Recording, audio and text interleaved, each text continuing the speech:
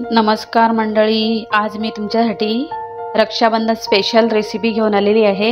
भावासाठी रक्षाबंधनला भावासाठी स्पेशल पदार्थ तर रस्सम बोलतात ह्याला। तर मी ह्याच्यासाठी 1 वाटी रवा घेतलेला आहे आणि पाऊण वाटी मी इथे साखर घेतलेली आहे। त्याचा पाक बनवायचा आहे आपल्याला म्हणून। आणि इथे मी नारळाचा रस काढलेला आहे, शिरं बोलतात त्याला, ते घेतलेला आहे। आणि इथे 2 चमचे मी मैदा घेतलेला आहे बाइंडिंगसाठी। आणि इथे 1 वाटी म्हशीचं दूध घेतलेलं आहे। तर आपण रेसिपी चालू करूया। तर सर्वात आधी रवा भाजून घेऊया आपण। भाजून म्हणजे भाजायचा नाही आपल्याला, तर आपल्याला मस्त असा त्याचा कच्चेपणा जाईपर्यंत फ्राय करायचं आहे।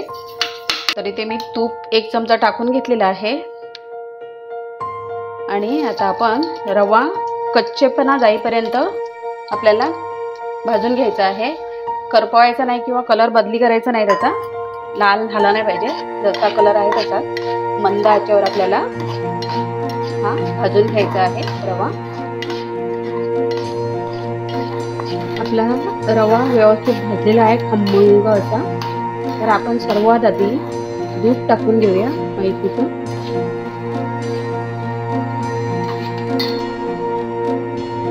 इथे मी म्हशीचं दूध टाकून घेणार आहे पहिला।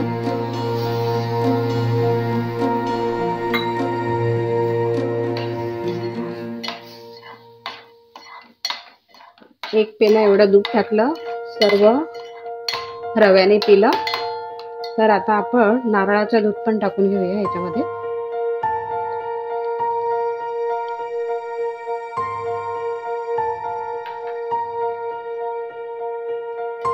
जे आपण मिल्क पावडर टाकतात त्याचं काम नारळाचे दूध करणार आहे।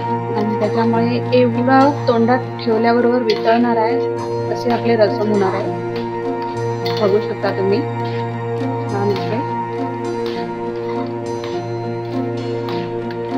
आता आपण हे भांड्यामध्ये काढून घेऊया दुसऱ्या थंड करत ठेवण्यासाठी। तर हे आता आपण ह्याच्यामध्ये काढून घेऊया भांड्यामध्ये, थंड करत ठेवूया थोडा वेळ।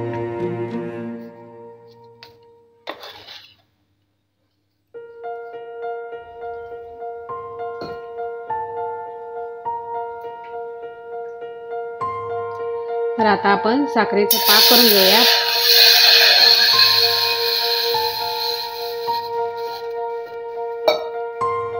त्याच्यासाठी मी 2 ग्लास एवढा पाणी टाकून घेतलेला आहे। आणि ही 1 वाटी साखर। आपल्याला पाक बनवायचा नाही आहे, त्याचा रस बनवायचा आहे। पाक म्हणजे घट्ट बनला जातो आणि रस म्हणजे त्याच्यामध्ये आपण गुलाबजामसाठी बनवतो तीच पद्धत आहे। साखर फक्त आपल्याला वितळून घ्यायची आहे 1 ते 2 मिनिटं। आणि वेलची टाकून घेतलेली आहे मी इथे। तुम्हाला पाहिजे तर केशर पण टाकू शकता तुम्ही, माझ्याकडे केशर नसल्यामुळे मी टाकू शकली नाही।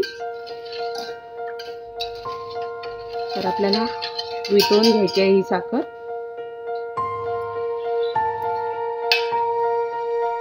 तर आपल्याला फक्त हाताला असं काहीतरी तेलाप्रमाणे चिकट लागते, त्याप्रमाणे आपल्याला हाताला लागलं पाहिजे, एवढाच आपला पाक झाला पाहिजे। पाक करायचंच नाही आपल्याला 1 तारी 2 तारी असं। आपल्याला फक्त त्याचा रस आणि साखर वितळून घ्यायची आहे 1 ते 2 मिनिटासाठी। मी इथे बनवलेलं आहे, कुठे पाक झालेला नाही आहे, फक्त तेलकट सारखं लागते। तर हा आपला पाक थंड झाला पाहिजे। पाक आपल्या बनलेला आहे। तर आता पुढची प्रोसेस करूया आपण। तर आता इथे आपण जे रवा करून घेतलेला आहे, मिक्स करून घेतलेला आहे दुधामध्ये, तो आपण मळून घेऊया। त्याच्यासाठी मी इथे 2 चमचे मैदा घेतलेला आहे, थोडा थोडा करून घालणार आहे। इथे मी वेलची घेतली पावडर करून। तर आता हे मळून घेऊया आपण। इथे मी थोडंसं दूध घेणार आहे मळण्यासाठी पण।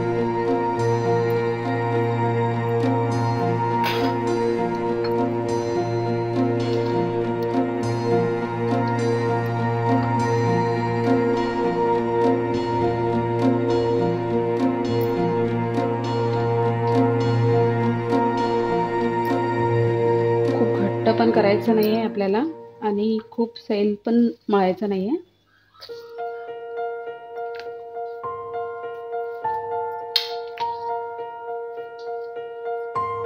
मस्त रवा आपला मऊ झालेला आहे, पाहू शकता तुम्ही. हे बघा.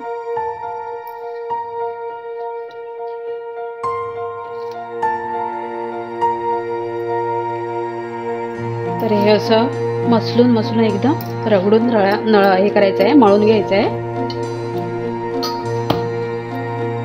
मस्त असा मऊसूत झालेला आहे. तर आता आपण ह्याचे गोळे करून घेऊया.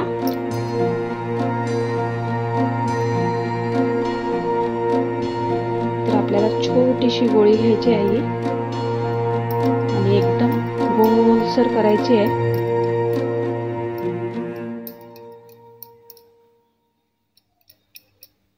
आणि थोडीशी दाबायची आहे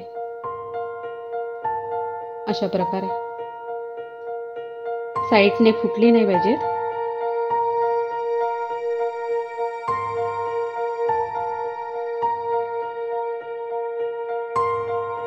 तर आता आपल्याला तेल गरम झालेलं आहे. त्याच्यामध्ये पहिला चिकटतोय की ना फुटतोय की असं ह्यासाठी आपल्याला हा पहिला छोटासा टाकून बघायचा आहे. जर फुटला तर आपण मैद्याचं पीठ अजून थोडंसं घालू शकतो. पाहू शकता तुम्ही कुठे वितळलेला नाहीये. तर आपण आता हे सर्व फ्राय करून घेऊ शकतो. फ्राय करून घेऊया सगळे त्याचप्रमाणे मंद आचेवर. टाकल्याला आपल्याला हे फिरवायचे नाही आहे, नाहीतर वितळू शकतात ते तेलामध्ये. मंद आचेवरच फ्राय करायचे.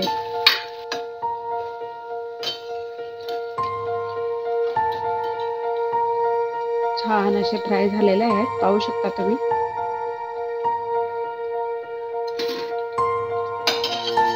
आणि पाकामध्ये पण टाकताना आपल्याला गरम गरम टाकायचे नाही आहेत, थंड झाल्यावरच टाकायचे आहेत, नाहीतर ते वितळू शकतात पाकामध्ये.